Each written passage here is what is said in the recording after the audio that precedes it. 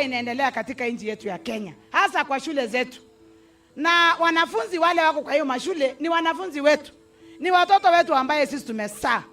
Sisi tunaomba kama wazazi na kama viongozi, wanafunzi wetu watulie. Wale ambao wako katika shule za bweni, tunaomba waendelee kusoma. Mambo ya kushoma shule, mambo ya kuharibu mali yao shuleni, sisi tumekataa kama wazazi na kama viongozi wenu. Na tunaomba kama wazazi, wanafunzi wetu watulie. Na pia mheshimiwa alisema hapa, watoto wetu wanaporejea nyumbani katika likizo fupi, tafadhali kama wazazi, kila mtu aende aongee na mtoto wake. Kwa sababu yale mambo tumeona kwa utumishi ni mambo ya uchungu.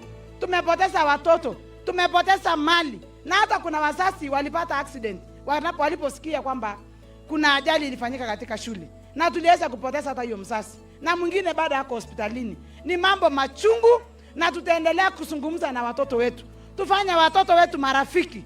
Na hata mimi naomba walimu tutengeneze uhusiano na watoto wetu katika mashule yetu, ili kwamba watoto wanapokuwa na shida wakuwe free kwenda ku approach mwalimu yake yoyote, na aweze kuambia kwamba kuna jambo ambayo watoto wanapanga.